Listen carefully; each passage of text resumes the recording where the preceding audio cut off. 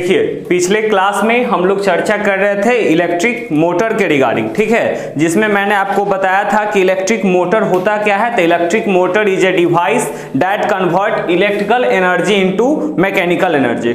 उसके working principle के बारे में हम लोग देखे थे कि when a rectangular coil is placed in the magnetic field, है ना, जब कोई रेक्टेंगुलर कॉइल को मैग्नेटिक फील्ड में रखा जाता है और उसे करंट पास करवाते हैं, then it experiences a force, है ना, और वही फोर्स क्या करता है, उसको रोटेट करता है। और दिस इज हाउ, मतलब कि उस प्रिंसिपल पे इलेक्ट्रिक मोटर काम करता था, ठीक है। उसके बाद आज का जो टॉपिक है इलेक्ट्रोमैग्नेटिक इंडक्शन। देखिए इसके पीछे एक बहुत बढ़िया इंटरेस्टिंग स्टोरी है ना। सबसे पहले मैं बताना चाहूंगा कि magnetic effect of electric current के बारे में खोज करने वाले वैज्ञानिक जो थे H.C. ऑरेस्टेड, है ना, हांस क्रिश्चियन ऑरेस्टेड जो थे, ये क्या बताए थे कि whenever current flows through conductor, जब भी कोई कंडक्टर से, देखिए मेरे पास कंडक्टर है ना, जब भी कोई कंडक्टर से करंट फ्लो करेगा तो इसको चारों तरफ मैग्नेटिक फील्ड उत्पन्न होता है। और इस मैग्नेटिक फील्ड को हम पता कैसे करते हैं, तभी the help of compass needle. Compass needle अगर हम यहाँ पे ले जाएंगे तो इसमें डिफ्लेक्शन शो करेगा, इट मींस यहाँ पे मैग्नेटिक फील्ड प्रोड्यूस हो रहा है, ठीक है। तो पता है उस समय माइकल फैराडे एक साइंटिस्ट था, उसके दिमाग में खटका कि अरे जब करेंट पास करवा के, है ना, करेंट पास करवा के मैग्नेटिक फील्ड पैदा किया जाता है, तो क्यों नहीं मैग्नेटिक फील्ड के जरिए हम करंट पैदा करें, ठीक है। तो ये पॉइंट जो है माइकल फैराडे के माइंड में, है ना, एकदम से क्रिएट हुआ और उन्होंने लगातार एक्सपेरिमेंट करके, है ना, फाइनली आज दे दिया। जैसे देखिए अगर छोटा मोटा एप्लीकेशन के लिए, जैसे मान लीजिए घड़ी वगैरह है, तो उसको रन करने के लिए हमारे पास क्या होता है, बैटरी वगैरह होता है जो सप्लाई देता है। लेकिन इनके अगर बड़ा बड़ा फंक्शन है, करंट वगैरह का सप्लाई रुक जाए तो किस प्रकार से आखिर उसका करंट का सप्लाई जो है मेंटेन करे, तो उसके लिए ना जनरेटर वगैरह का जो एप्लीकेशन आता है। तो मतलब यहाँ जो क्रिएशन, मतलब उसका जो भी सिद्धांत जो होता है वो उसी पे आधारित होता है, फ्लेमिंग राइट हैंड रूल पे, जिसके जरिए हम जो इलेक्ट्रोमैग्नेटिक इंडक्शन पढ़ाएंगे वहां पे करंट किस प्रकार से प्रोड्यूस होता है, उसके डायरेक्शन कैसे फाइंड करते हैं, इसके रिगार्डिंग में चर्चा करेंगे। तो देखिए किस प्रकार से यहाँ पे क्रिएशन होता है। माइकल फैराडे का किए, है ना, देखिए मेरे पास क्या है, कॉइल है ना, एक सर्कुलर कॉइल है और एक यहाँ पे मैग्नेट, दिख रहा है बढ़िया से, ठीक है। और उन्होंने क्या किया, ये बाकी मेरे पास गैल्वेनोमीटर नहीं है, आपको एक गैल्वेनोमीटर चाहिए, है ना, ये दोनों इंड को गैल्वेनोमीटर से अटैच कर दिए थे, ठीक है। और इस मैग्नेट को, है ना, इसके पास ले जा रहे थे, ठीक है, इसमें प्रवेश करवा रहे थे। पहले क्या किए, उन्होंने स्थिर करके छोड़ा था एट द रेस्ट, ठीक है। तो रेस्ट पे देखिए कि गैल्वेनोमीटर में कोई डिफ्लेक्शन नहीं था। फिर उसके टुवार्ड्स ले गए, ठीक है, फिर उससे अवे। तब जैसे ही टुवार्ड्स ले गए और उससे अवे ले गए, तो पता है उनको माइंड में शॉकिंग आया कि अरे यहाँ पे जो गैल्वेनोमीटर है उसमें डिफ्लेक्शन शो कर रहा है। तो गैल्वेनोमीटर में डिफ्लेक्शन कब शो करता है, मैंने इलेक्ट्रिसिटी चैप्टर में आपको पढ़ाया है कि परसेंस ऑफ करंट को इंडिकेट करता है गैल्वेनोमीटर, ओके। और ये जो एमीटर होता है वो आइडेंटिफाई करता है कि कितना करंट प्रोड्यूस हुआ, लेकिन गैल्वेनोमीटर क्या करता है, detect the presence of current in the circuit, है ना, किसी भी सर्किट में कितना करंट बह रहा है वो एमीटर पता करेगा, लेकिन करंट बह रहा है कि नहीं बह रहा है ये कौन आइडेंटिफाई करेगा, तो इसका जो आइडेंटिफाई करता है वो होता है गैल्वेनोमीटर, ठीक है। तो यहाँ पे देखिए सबसे पहले इसका हम लोग डेफिनेशन समझेंगे, उसके बाद जानेंगे। तो यहाँ बता रहा है the production of current from magnetism is called electromagnetic induction, ठीक है। मतलब कहने का सेंस क्या होता है, मैग्नेटिज्म के हेल्प से, माने मैग्नेट के जरिए हम लोग क्या करते हैं, करंट प्रोड्यूस करते हैं, उसको इलेक्ट्रोमैग्नेटिक इंडक्शन कहते हैं, ठीक है। इसमें जो सबसे पहले जो इलेक्ट्रोमैग्नेटिक इंडक्शन हुआ था, तो इसमें देखिए किस प्रकार से, यहां पे देखिए कॉइल बनाते हैं और यहां पे मैं एक इंस्ट्रूमेंट ऐड कर रहा हूं,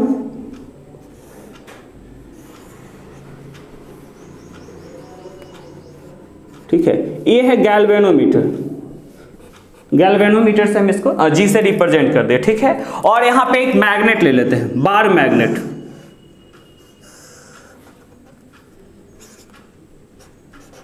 ठीक है। इसका एक दो पोल हो गया। इसमें क्या किए थे, कभी इसके मतलब अगर 3 पोजीशन पे उन्होंने एक्सपेरिमेंट किया था। सबसे पहले रेस्ट पे, रेस्ट पोजीशन, ठीक है। उसके बाद टुवार्ड्स द कॉइल, और थर्ड जो था away from coil, away from coil. ठीक है, यहां पे क्या किए थे, सबसे पहले मैग्नेट को यहां पे फिक्स कर दिए, है ना। तब क्या देखे कि रेस्ट पोजीशन में जो था वो गैल्वेनोमीटर में कोई डिफ्लेक्शन नहीं था। ओके, नो डिफ्लेक्शन,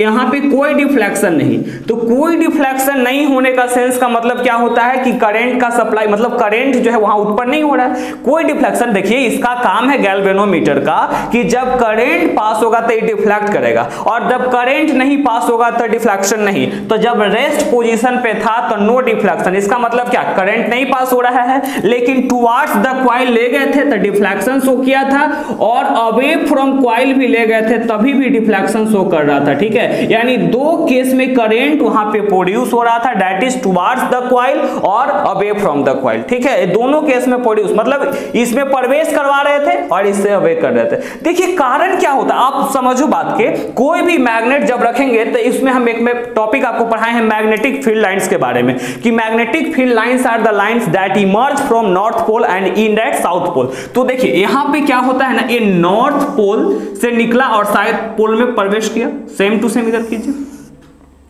नॉर्थ से निकला साउथ में। ठीक है, ये मैग्नेटिक फील्ड लाइंस हो गया इसका। तब ये जो मैग्नेटिक फील्ड लाइंस है, ठीक है, ये जब अंदर में प्रवेश करते हैं तो इसका मैग्नेटिक फील्ड को चेंज कर देता है, और मैग्नेटिक फील्ड के चेंज के वजह से क्या होता है, यहाँ पे करंट जो है इंड्यूस होता है। ठीक है, उसको बोलते हैं हम लोग इंड्यूस करंट। ठीक है, तो होता है the production of current, the production of current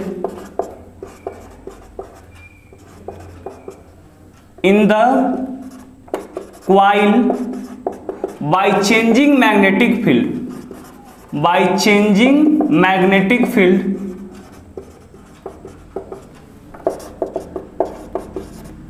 is called induced current, induced current। ठीक है, इसको इंड्यूस करंट कहते हैं। मैग्नेटिक फील्ड को चेंज करके, देखिए यहाँ पे क्वाइल ही तो है ना, देख रहे हैं ना, ये सब जगह सर्कुलर क्वाइल ही है। ठीक है, तो जब इसमें क्या बता रहा है इस केस में कि हम क्या करते हैं, मैग्नेटिक फील्ड को चेंज कर रहे हैं। देखिए या तो इसमें प्रवेश करेंगे, जब टुवार्ड्स ले जाने का मतलब क्या, उस ओर ले जाना है, ये देखिए टुवार्ड्स का डायरेक्शन, यानी इसके ओर हम ले जा रहे हैं, तो इसके ओर ले जाने का मतलब क्या हुआ कि जब हम टुवार्ड्स ले जा रहे हैं तो वहां पे क्या हम देखेंगे कि डिफ्लेक्शन शो कर रहा है, किस चीज में, तो गैल्वेनोमीटर में डिफ्लेक्शन शो करता है। तो यहाँ आखिर समझ में आता है, मतलब क्वेश्चन मन में अराइज होता है कि इलेक्ट्रोमैग्नेटिक कहते किसको, तो सिंपल उसका भाषण मतलब इसका परिभाषा दम आसान है, production of current from magnetism, है ना।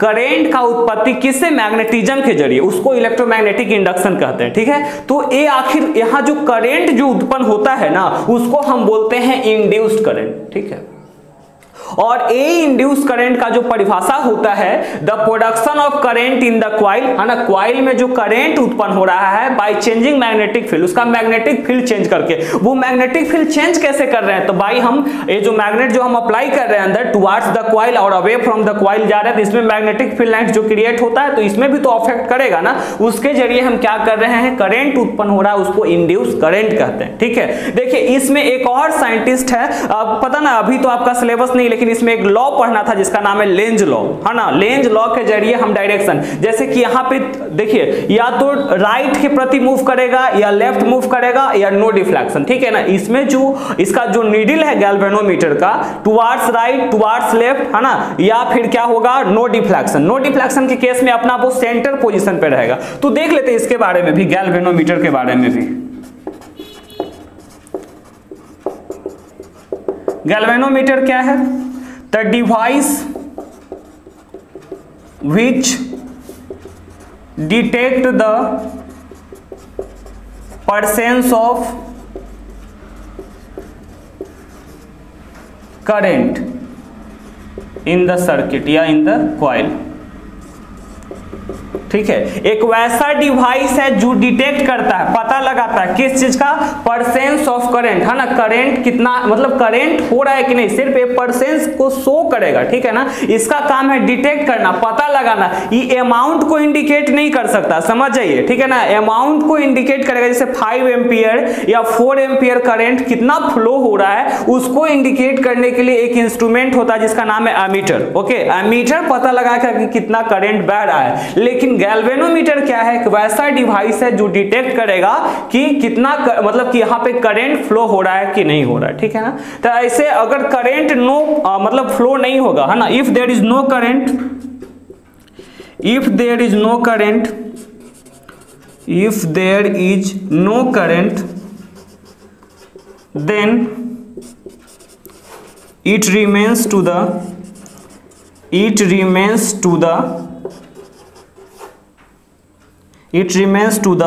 सेंटर पोजीशन या मीन पोजीशन, ठीक है। मतलब कहने का मतलब क्या है कि अगर करंट नहीं प्रोड्यूस हो रहा, if there is no induce current, कोई करंट प्रोड्यूस नहीं होगा, तो ये देख रहे हैं ना, गैल्वेनोमीटर यही है, समझ गए ना। तो ये जो मिडिल पोजीशन है ना, यहाँ पे 0 वगैरह वैल्यू पुट कर दीजिए, तो ये मीन पोजीशन पे रहेगा, अपना जो फिक्स पोजीशन है ना, जब डिफ्लेक्शन नहीं होगा तब। लेकिन जैसे ही डिफ्लेक्शन होगा तो इधर उधर, है ना, लेफ्ट या तो राइट जाना ये तय करता है। ओके, तो इस केस में वहां पे क्या होता है, डिफ्लेक्शन शो करता है, ठीक ना। तो यहाँ पे देखिए, if there is no current then it's remain to the mean position, वो अपना मीन पोजीशन पे होता है। लेकिन in case of current,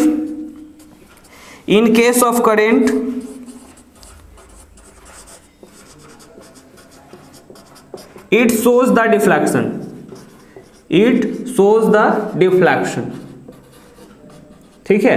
current जब सप्लाई होता है तब क्या करता है, ये डिफ्लेक्शन शो करता है। मतलब कहने का सेंस क्या है कि एज सुन एज जब टुवार्ड्स हम ले जाना शुरू किए या इससे हम अवे ले जाते हैं, तो इन दैट केस क्या होता है, यहाँ पे डिफ्लेक्शन शो करता है। और ये डिफ्लेक्शन शो करता है कि कहीं ना कहीं करंट उत्पन्न हो रहा है। जब करंट नहीं उत्पन्न होगा, यानी कि if there is no induce current, then it will remains to the mean position, ये मीन पोजीशन पे रहेगा। लेकिन इन केस अगर करंट सप्लाई हो रहा है तब डिफ्लेक्शन शो करेगा, है ना। अगर या तो टुवार्ड्स जाए या उससे अवे जाए, दोनों केस में डिफ्लेक्शन। लेकिन एक केस है जहां डिफ्लेक्शन नहीं शो करेगा, वो है रेस्ट पोजीशन।